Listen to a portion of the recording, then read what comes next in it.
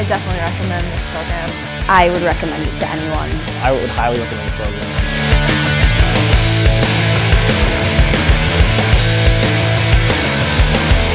Yeah, I would absolutely recommend this program. I absolutely recommend this program. I highly recommend this program.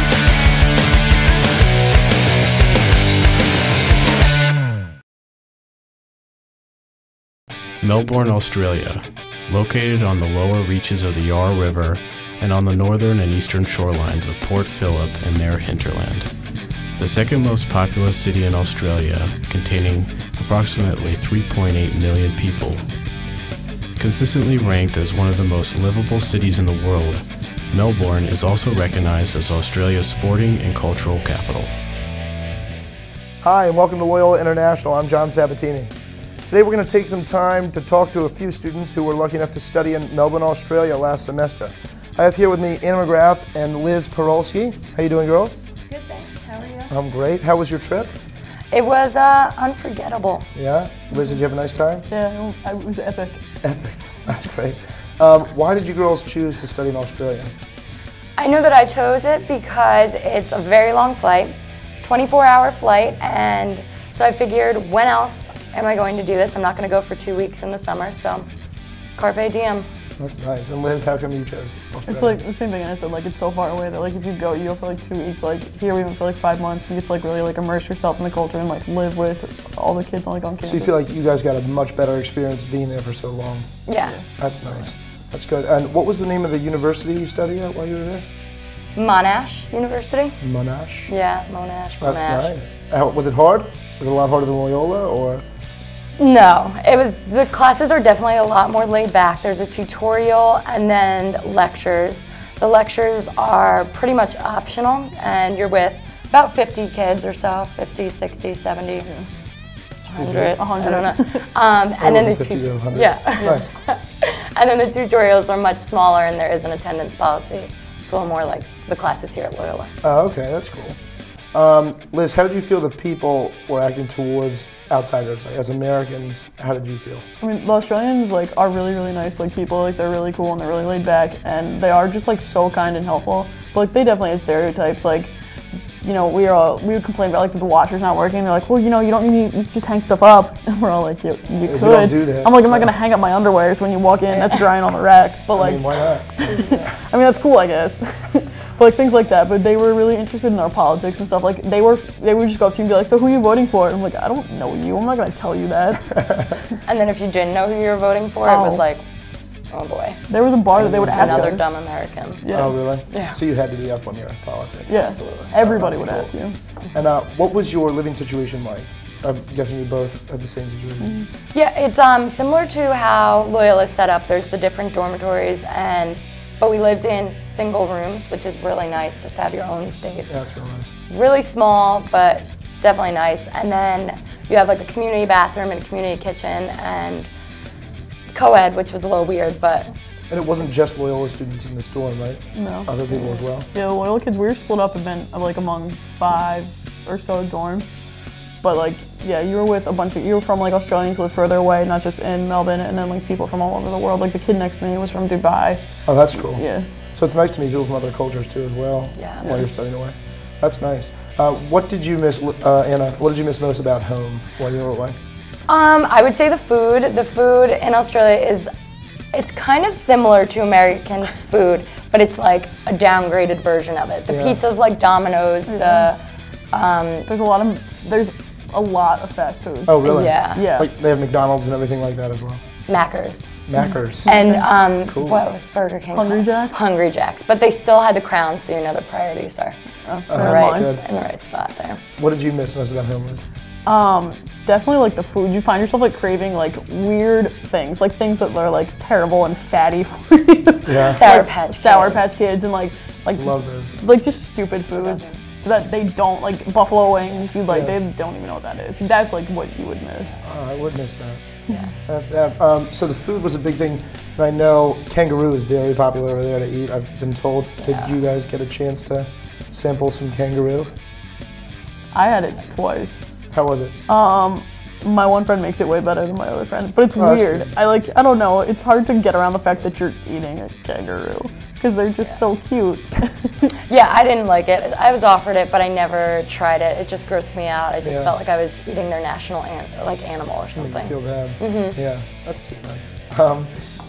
We'll go one at a time. Anna, what could you say was an event that happened or something you did while you were over there that was a once-in-a-lifetime experience kind of thing? Well, we went on spring break, and one of the things we did was skydiving, That's and that awesome. How was was that? so much fun. It was just, I don't know, it was so much fun. You're just falling from a plane. Like, we were taking off, and you were 250 feet in the air, and yet they still haven't closed the door. It was just a very surreal experience. That's and awesome. then right when we got back from that, we went straight to bungee jumping. So it was a So you were in the air all day. Yeah, That's it was cool. fun though. Did you get to skydive as well, Liz? Yeah, I did skydiving and bungee How did you jumping. like that? I was scared out of my mind. I Yeah. liked bungee jumping better because like bungee jumping, you make yourself jump. Like Okay. skydiving, the guy attached to me pushed me out of the plane, throwing you kicking out and the plane. screaming. Yeah, but like bungee jumping, like he's like 5, 4, 3, 2, 1, jump, and next thing I know, I'm like Flying falling. through the air. Yeah, I liked bungee jumping way better. Were But you bungee jumping over water or over land? yeah, we did it in the rainforest. Wow, And that's like cool. you like go into water, like if you wanted to. So like I got dunked and like it was cool. That's pretty Yeah, sweet. get dunked. We did. Liz, what were some of your main concerns about studying abroad before you had actually left?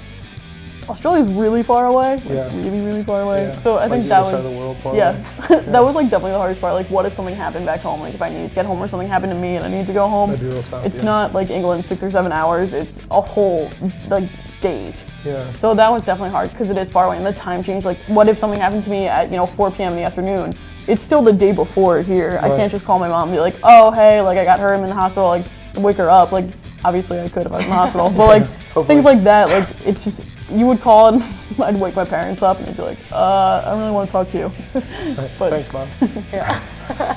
How about you, Anna? What would you say were one of your main concerns? I don't really think about things, so I really didn't have very That's good. much. That's the way to live. Yeah, it's just ups and downs. But I would say, I really didn't have many apprehensions. I was just anxious to get there. That's nice. started. So you'd go back tomorrow if you had the chance? Yeah, Oh my absolutely. god, in a heartbeat. Yeah. Did you guys notice any major differences in lifestyles between there and here? They're much more like energy efficient. Oh, really? Like everything. Like there were signs everywhere. Like think about what you're printing before you print it. Like the lights went out at least in my dorm at like 10 o'clock. They would turn the hallway lights out. The bathroom lights were like on a sensor. The kitchen light was on a sensor. Oh, really? Yeah, everything is much more energy efficient. Like coming back here, like it's still weird for me. And like We just love to burn up that energy here. oh yeah, and even like stores, like everybody uses those recyclable bags from like Giant. Everyone uses them. Like Oh, wow. we all use them, and like if you didn't need a bag, you didn't get one. You just throw it in your purse or carry it. Like I've done that here, and people are like, "What are you doing?" Yeah. How about you, Anna?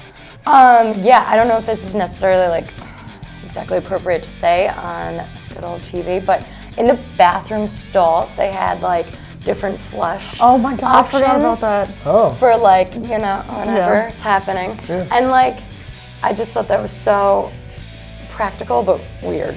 so it was like a built-in bidet? It was like energy efficient, like water Oh, nice. efficient. Like Like water efficient. that's the one time would flush more than the other time. Yeah. To That's save good. to save water. Oh, okay. All about the energy. Yeah. And again, one at a time, what did you learn while you were abroad that you couldn't have learned if you didn't study in Australia? If you stayed here? Well, I just realized how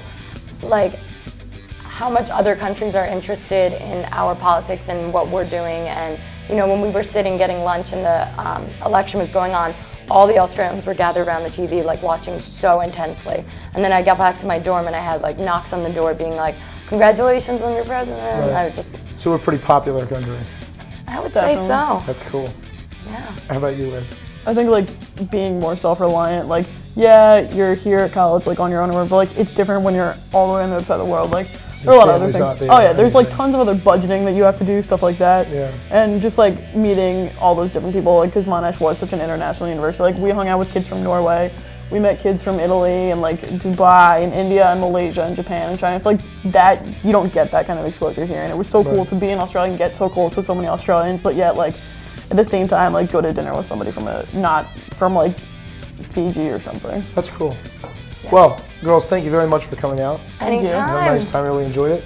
Again, I'm John Sabatini, and thank you for watching Loyola International. If you have any questions, comments, or concerns, please log on to www.loyola.edu/international programs. Also, feel free to stop by the International Programs office, which is located on the bottom floor of Maryland Hall. Thank you for watching Loyola International.